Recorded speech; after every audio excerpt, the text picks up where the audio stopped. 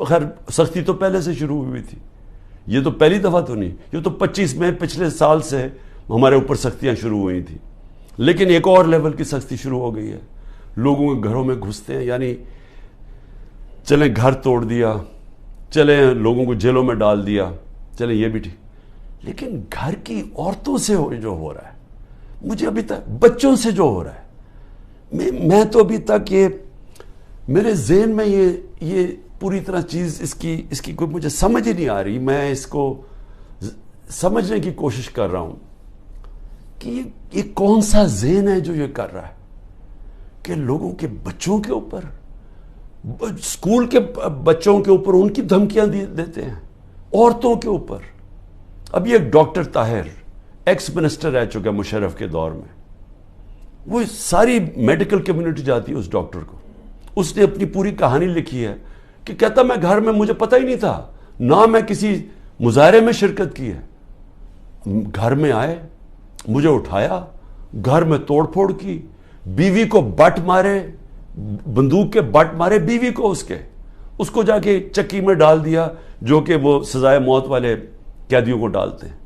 وہ اس کے 2 مریض تھے، ایک مرگی کی مریض تھی، ایک اس کو سٹروک ہو چکی تھی. وہ ڈاکٹر تھا، 10 دن اس کو وہاں بند کر دیا. یعنی کوئی اس میں، یعنی ایسے کوئی حیوانوں کے آرڈرز دیے ہوئے ہیں کہ جو ملے اس کو پکڑ کے یہ ظلم شروع کر دو اس کے اوپر. لیکن عورتوں کے اوپر، اس کی بیویوں کو بٹ مارے. وہ کہتا اس نے اپنا لکھا ہے، کہتا چلے ٹھیک ہے، مجھے کیا، مجھے اٹھا کے، مجھے کھینچ کے، جس طرح کے کوئی مجرم ہوتا ہے گھر سے نکالا انہوں نے، اور جس طرح گھسے رات کے 3 بجے. لیکن وہ بیوی کو بٹ مارنا، اس کے زخم کیے ہوئے ہیں. اور اسی طرح سارے یہ کہانیاں آتی ہیں کہ گھروں میں بیویوں عورتوں سے، عثمان ڈار کی والدہ سے بدتمیزی، اس کو دھکے دے رہے ہیں. یعنی یہ ہمارا دین تو خیر، یعنی وہ نبی صلی اللہ علیہ وسلم نے وہ ہدایتیں کی ہوئی تھیں کہ مخالفوں کے خلاف جنگ کے دوران، وہ بھی جنگ مخالف کے دوران، مخالف کے ساتھ، نہ ان کی عورتوں کو کچھ ہاتھ لگانا ہے، نہ ان کے بوڑھوں کو، نہ ان کے بچوں کو. یہ ہدایت تھی جنگ کے دوران. تو یہاں تو اپنے لوگوں سے کیا جا رہا ہے.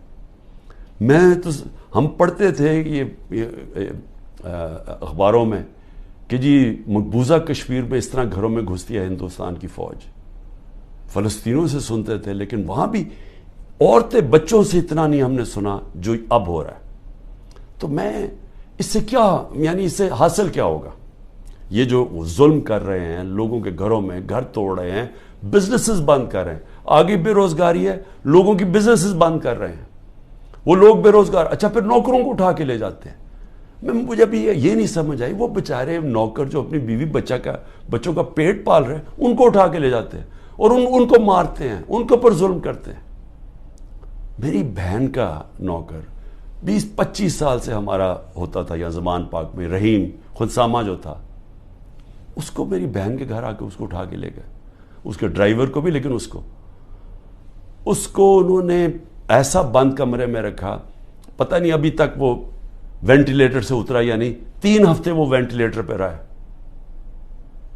3 ہفتے وہ اپنی زندگی موت کی جنگ لڑتا رہا. تو غریبوں سے بھی ظلم.